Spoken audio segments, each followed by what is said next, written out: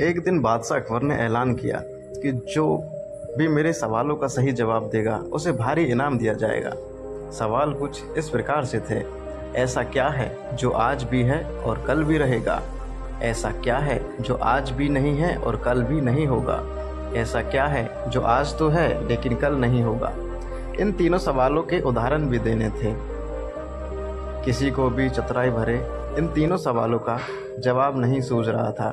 तभी बीरबल बोला, हुजूर, आपके सवालों का जवाब मैं दे सकता हूँ, लेकिन इसके लिए आपको मेरे साथ शहर का दौरा करना होगा, तभी आपके सवाल सही ढंग से हल हो पाएंगे।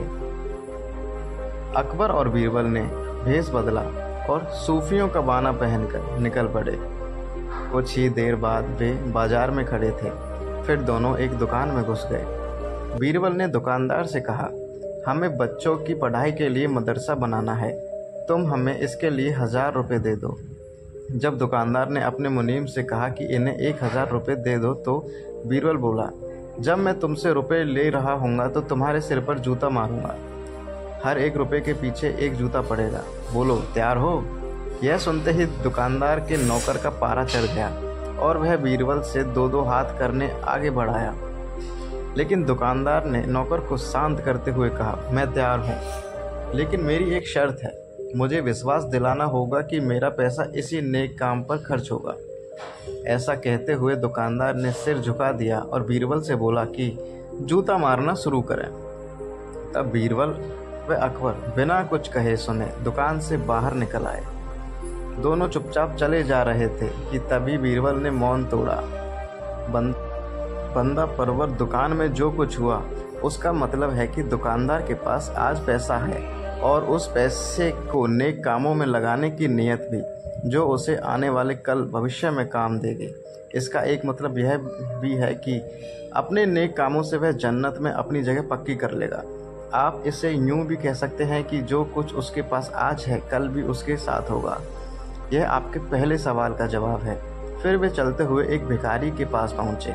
उन्होंने देखा कि एक आदमी उसे कुछ खाने को दे रहा है और वह खाने का सामान उस भिखारी की ज़रूरत से कहीं ज़्यादा है। तब बीरबल उस भिखारी से बोला, हम भूखे हैं, कुछ हमें भी खाने को दे दो। यह सुनकर भिखारी बरस पड़ा, भागो यहाँ से, जाने कहाँ से आ जाते हैं मांगने। तब बीरबल बादशाह से बोला, यह रहा हुजूर आपके दूसरे सवाल का जवाब। यह भिखारी ईश्वर को खुश करना नहीं जानता। इसका मतलब यह है कि जो इसके पास आज है वो कल नहीं होगा। फिर दोनों आगे बढ़ गए। उन्होंने देखा कि एक तपस्वी पेड़ के नीचे तपस्या कर रहा है। बीरबल ने पास जाकर उसके सामने कुछ पैसे रखे।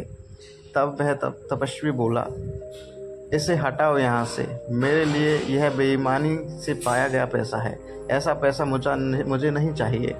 अब बीरबल बोला, हुजूर, इसका मतलब यह हुआ कि अभी तो नहीं है, लेकिन बाद में हो सकता है। आज ये तपस्वी सभी सुखों को नकार रहा है, लेकिन कल यही सब सुख इसके पास होंगे। और हुजूर, चौथी मिसाल आप खुद हैं। पिछले जन्म में आपने शुभ कर्म किए थे, जो यह जीवन आप शान शौकत के साथ बिता रहे हैं। किसी चीज़ की कोई कमी नहीं।